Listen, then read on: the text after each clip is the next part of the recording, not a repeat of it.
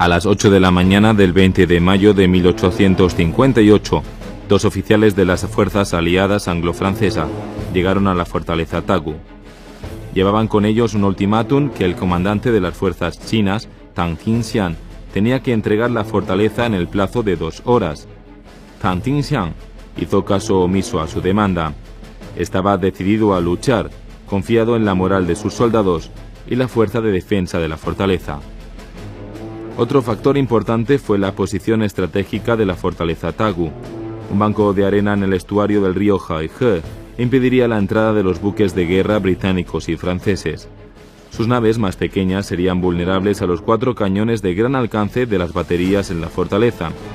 Sin embargo, Tang Tingxian no estaba consciente de que entre los 26 buques de guerra de la flota anglo-francesa había 20 pequeños barcos de guerra de vapor que fueron diseñados especialmente para las luchas en los ríos interiores. Poco después de las 10 hora local, la flota anglo-francesa abrió fuego durante los bombardeos. Los cañoneros británicos y franceses atacaron la costa del sur del estuario, mientras que el cañonero británico Cormoran y el cañonero francés Canister atacaron la costa norte.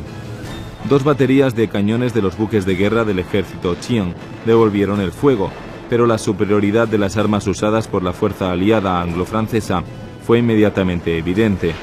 Más tarde, Tang Tingxian escribió en su informe al emperador: «Las balas de nuestro cañón solo pudieron hacer un agujero o 2 en sus buques de guerra, pero la cubierta de la estancia norte de nuestra batería militar fue derrumbada.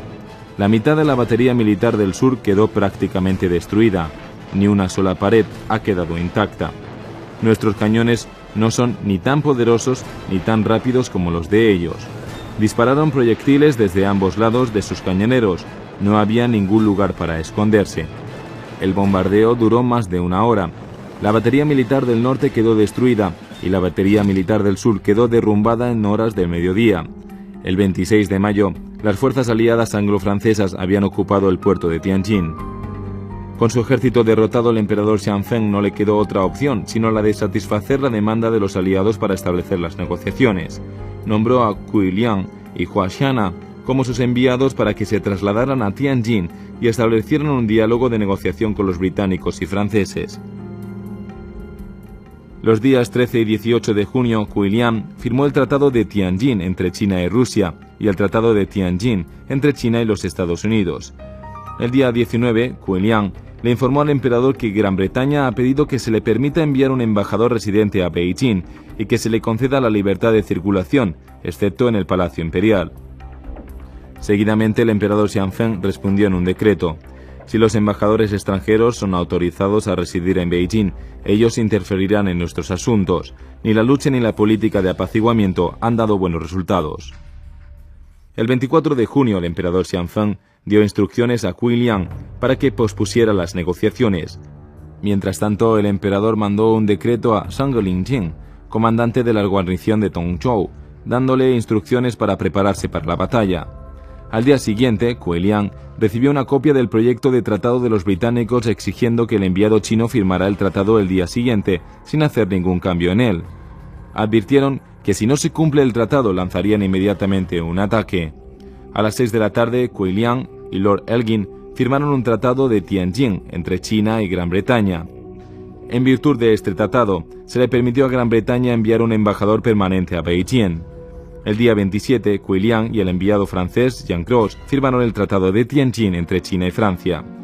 Después de firmar los tratados, Cui Liang envió un largo informe al emperador. En él le dio 5 razones para las que China no podía emprender la guerra contra Gran Bretaña y Francia. Escribió: «Este no es el momento adecuado, no contamos con gente idónea, la situación general es poco estable. Tuve que aceptar la firma de los tratados en beneficio de la seguridad de la nación». El 3 de julio, el emperador Xianfeng recibió las copias de los 2 nuevos tratados. También recibió el informe de Cui Liang. Cui Liang escribió además en su informe: «Los buques de guerra británicos y franceses pronto se retirarán. Sin embargo, si la decisión de su majestad no los satisface, atacarán de nuevo». El emperador Xianfeng no tuvo más remedio que aprobar los 2 tratados de Tianjin.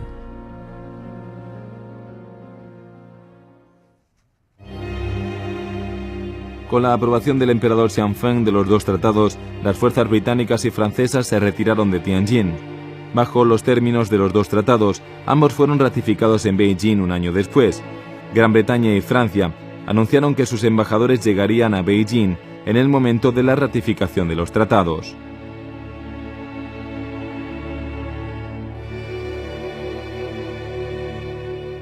En junio de 1859 los dos tratados fueron ratificados en Beijing.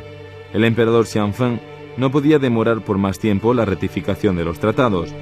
Estuvo de acuerdo en permitir que los representantes británicos y franceses vinieran a Beijing, pero a condición de que ellos podían traer solo 10 miembros del personal y no podían permanecer en Beijing durante mucho tiempo.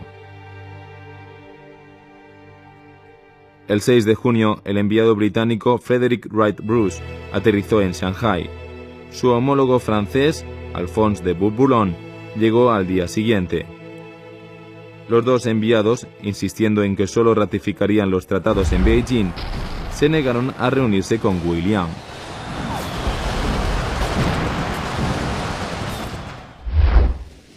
Muy temprano, en la mañana del 25 de junio, los cañoneros británicos habían comenzado a limpiar el río Hehe para apoderarse de las posiciones estratégicas alrededor de la fortaleza Tagu. Sin embargo, ellos no sabían que en la fortaleza había un nuevo comandante, el general Zheng Linqing, que había pasado al último año reforzando sus defensas militares.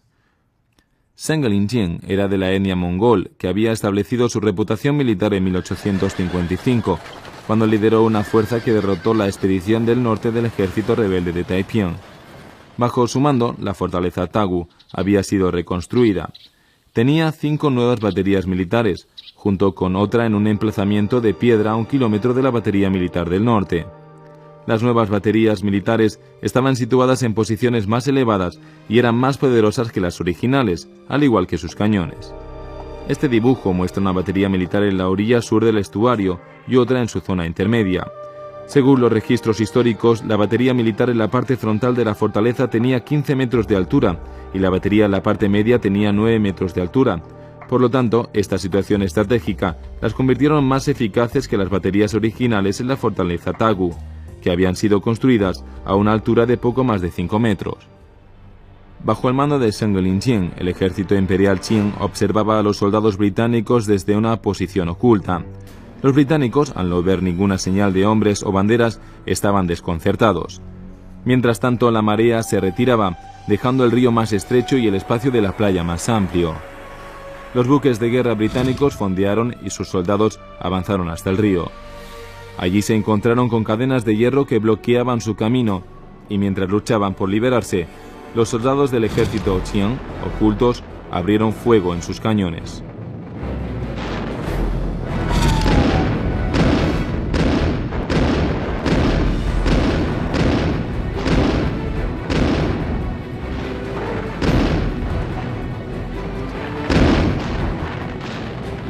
Los artilleros del ejército Qing eran muy precisos. La primera salva de proyectiles impactó sobre la bandera británica del buque Flower, y el comandante de la flota británica, el almirante James Hope, fue herido. Bajo el fuego feroz de las fuerzas Qing, los cañoneros británicos comenzaron a retirarse. Con su bandera dañada, la flota británica fue puesta al mando del cañonero británico Cormoran. A las 5:40 de la tarde, un cañonero británico se había hundido y otro resultó tan seriamente dañado que quedó fuera de combate y pronto se hundió también. La flota británica estaba bajo el fuego de las armas del ejército Qing en las orillas norte y sur, y el cauce del río seguía disminuyendo. Los buques de guerra más pequeños que transportaban los soldados británicos encallaron en el cieno, convirtiéndose así en los blancos fáciles para los fusileros del ejército Qing. Una fuerza de 600 soldados británicos y 60 soldados franceses atacaron la costa sur en un intento de tomar por asalto las baterías militares. Pero ellos no sabían que se habían excavado trincheras profundas por debajo de las baterías militares, las cuales dificultaron su ofensiva. El ataque de la flota británico era más lento, y los soldados del ejército Qing les infligió numerosas bajas. El intento de aterrizaje fue frustrado. En la madrugada del día 26, las fuerzas británicas y franceses se retiraron de vuelta al mar frente a la fortaleza Tagu. 4 de sus 11 buques de guerra se habían hundido, y el número total de sus víctimas ascendió a 448 soldados. La segunda batalla de la fortaleza Tagu terminó en una victoria para el ejército Qian.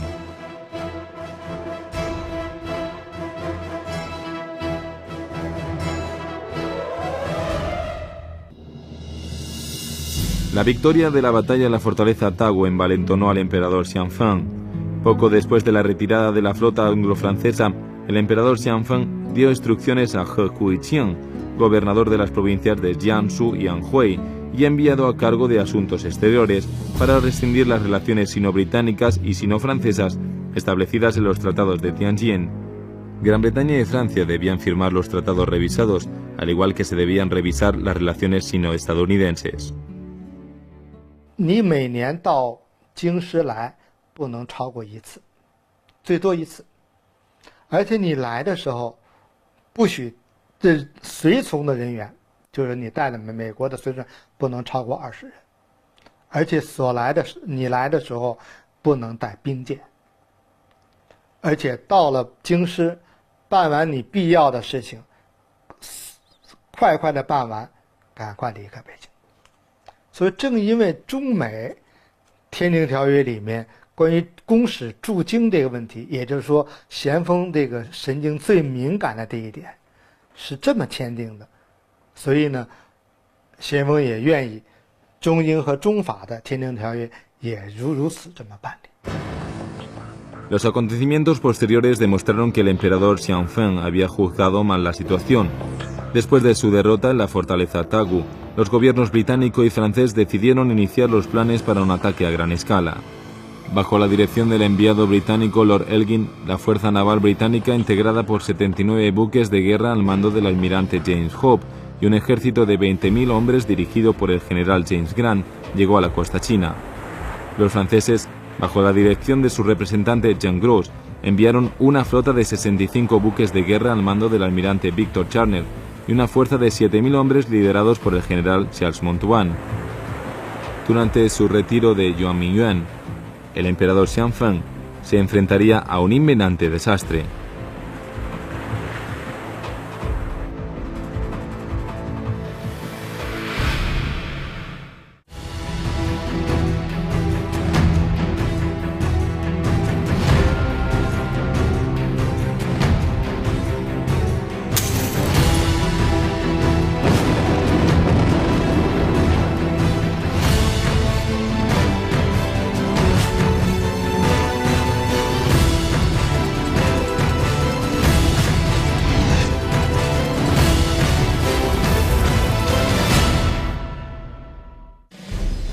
La fuerza aliada anglo-francesa llegó a la costa de China en abril de 1860. Entre mayo y junio, ocupó el distrito de Chifu en Yantai y el distrito de Changzhou en Dalian. Qinzhou se convirtió en la base del regimiento Punjab en el campamento británico. A finales de junio, los aliados estaban dispuestos a lanzar un tercer ataque en la fortaleza Tagu. Su blanco principal sería Beitang, desde donde podrían lanzar un asalto a la parte posterior de la fortaleza Tagu.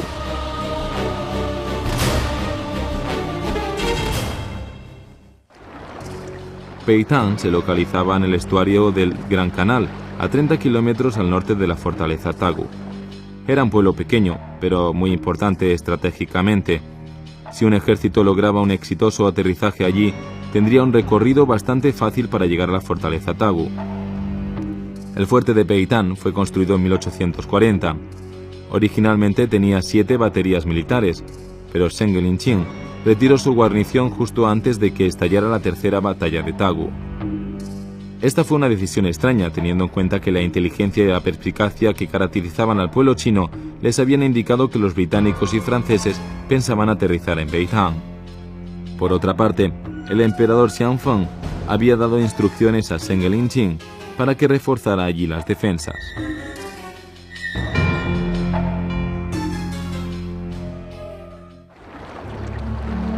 Zheng Linqing tenía sus razones para retirar sus defensores de Beitang.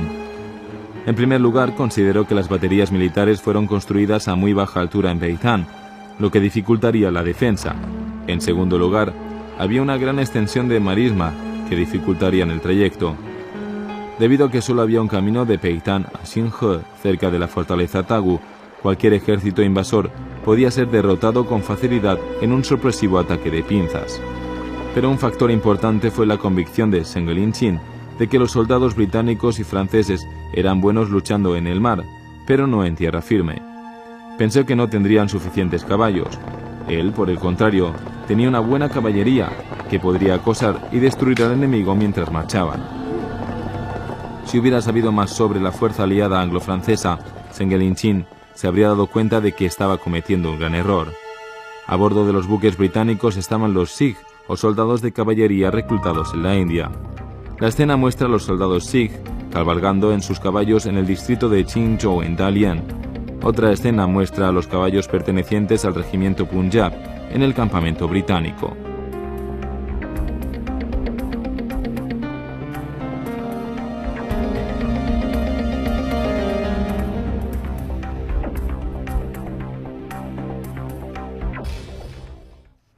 El 1 de agosto una fuerza británica aterrizó en Beitang. Entre sus 10.000 hombres, más de 1.000 eran soldados de caballería.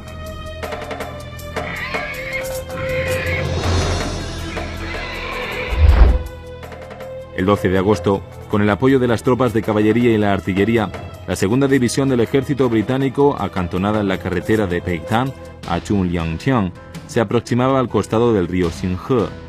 Mientras tanto, con el apoyo de Francia, la primera división del ejército británico, acantonada en la carretera de Beitang a Xinghe, se preparaba para lanzar un asalto frontal. La caballería china en Xinghe lanzó un ataque de pinzas contra la segunda división británica, en un intento de acorralar a los enemigos en el pantano. Una columna de soldados chinos atacó la misma división británica desde sus trincheras. Sin embargo, las fuerzas chinas fueron bombardeadas por los poderosos cañones de fuego, lo que habría de resultar decisivo para el resultado de la batalla. Las dos columnas de soldados del ejército chino se vieron obligados a retirarse a Tanggu. Solo 7 de los 3.000 soldados de caballería que había enviado Zheng Linqin sobrevivieron.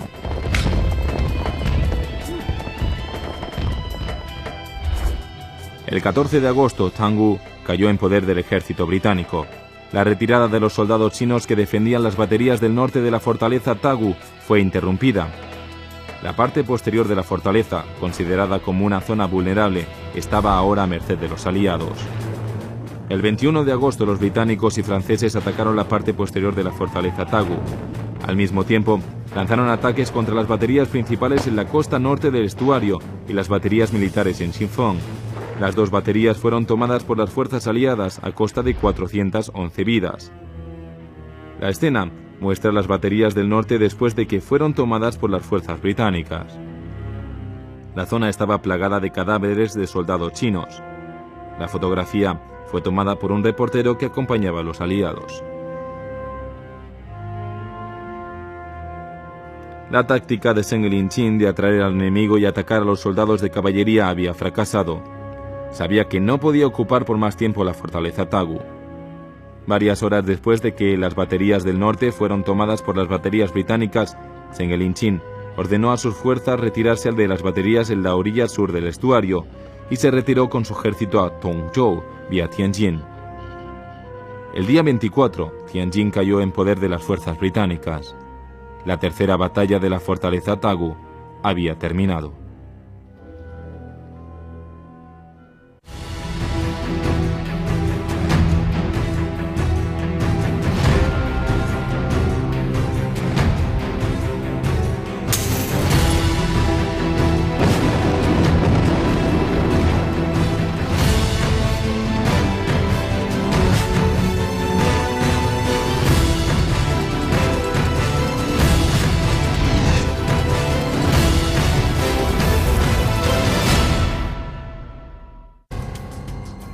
Tras la caída de Tianjin, el emperador Xianfeng envió a Quiliang a Tianjin para iniciar negociaciones con los británicos y franceses.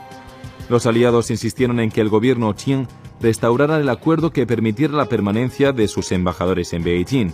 Exigieron el pago de una indemnización y la apertura de Tianjin como puerto de libre comercio.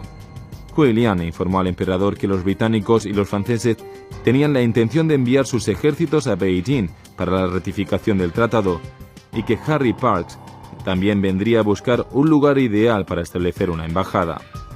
El emperador enfadado respondió ordenando que los buques de guerra extranjeros y la caballería debían retirarse más allá del estuario.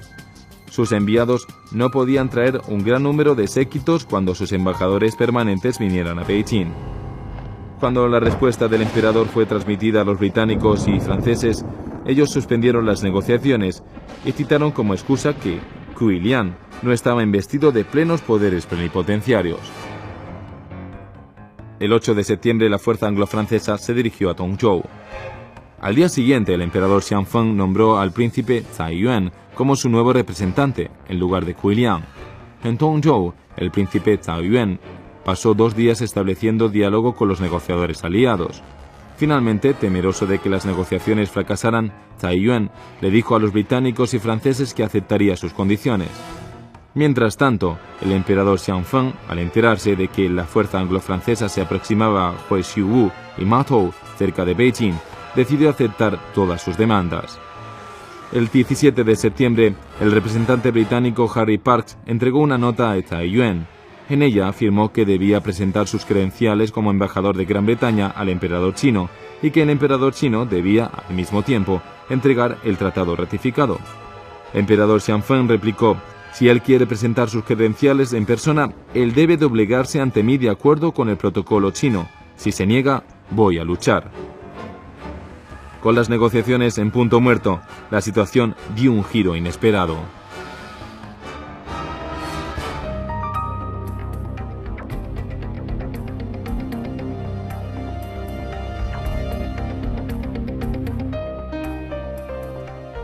Un día después de la ruptura de las negociaciones, el emperador Xianfeng dio instrucciones a Tsai Heng para que diera la orden a Zheng Linqin de arrestar a Harry Parkes y su séquito y los escoltara hasta Beijing.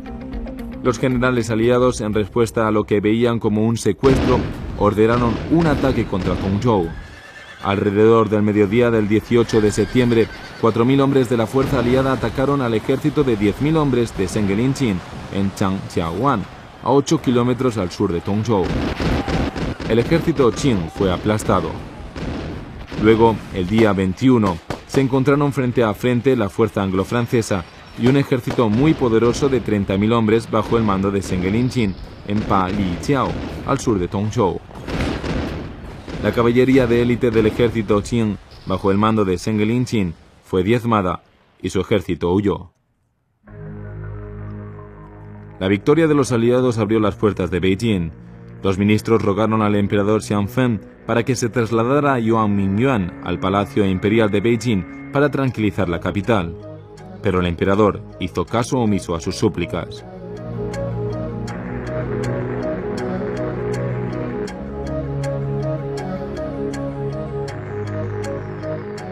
La negativa del emperador Xianfeng fue el resultado de un plan secreto presentado por Zheng Linqin. 要求咸丰啊，这个巡狩木兰，这木兰呢就木兰为常了，是吧？因为在康熙、乾隆的时候，康熙不是修了避暑山庄嘛，夏天的时候他就到避暑山庄去，然后住了一段时间。他在那儿以后呢，然后边疆这些少数民族的上层人物都来了，啊，在那儿他们这个会见以后。 就在木兰围场啊打猎，这是秋天皇帝的一个活动，叫秋狩木兰。但是申格林沁在这个时候提出，巡狩木兰呢，跟原来的这个巡狩木兰的意义就不一样了。实际上就是要咸丰逃到避暑山庄。为什么逃到避暑山庄呢？避暑山庄跟这个蒙古很近。 如果是形势再吃紧，就跑到蒙古去。 Una fuerza de 10.000 hombres de caballería bajo el mando de Zheng Linqin conformó la guardia élite del emperador Xianfeng. Mientras Zheng Linqin lo instaba a que huyera, el emperador sabía y entendía que su situación era irreversible.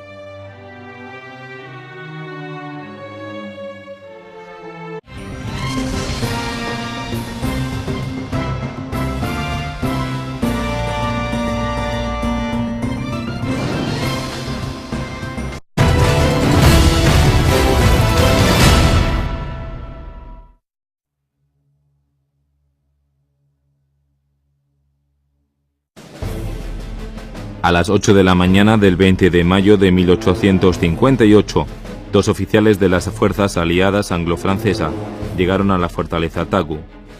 Llevaban con ellos un ultimátum que el comandante de las fuerzas chinas, Tang Tinxian, tenía que entregar la fortaleza en el plazo de 2 horas. Tang Tinxian hizo caso omiso a su demanda. Estaba decidido a luchar, confiado en la moral de sus soldados y la fuerza de defensa de la fortaleza. Otro factor importante fue la posición estratégica de la fortaleza Tagu. Un banco de arena en el estuario del río Haihe impediría la entrada de los buques de guerra británicos y franceses. Sus naves más pequeñas serían vulnerables a los 4 cañones de gran alcance de las baterías en la fortaleza. Sin embargo, Tang Tinxian no estaba consciente de que entre los 26 buques de guerra de la flota anglo-francesa había 20 pequeños barcos de guerra de vapor que fueron diseñados especialmente para las luchas en los ríos interiores. Poco después de las 10 hora local, la flota anglo-francesa abrió fuego durante los bombardeos. Los cañoneros británicos y franceses atacaron la costa del sur del estuario, mientras que el cañonero británico Cormoran y el cañonero francés Canister atacaron la costa norte. 2 baterías de cañones de los buques de guerra del ejército Qing devolvieron el fuego, pero la superioridad de las armas usadas por la fuerza aliada anglo-francesa fue inmediatamente evidente. Más tarde, Tang Tinxian escribió en su informe al emperador: «Las balas de nuestro cañón solo pudieron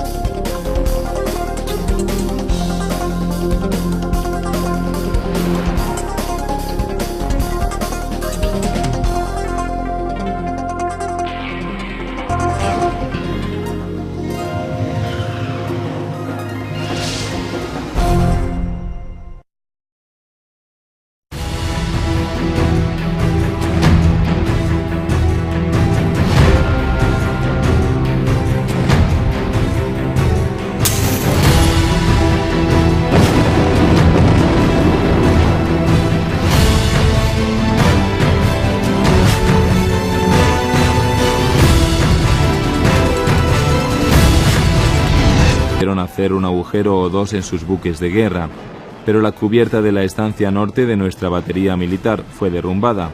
La mitad de la batería militar del sur quedó prácticamente destruida. Ni una sola pared ha quedado intacta.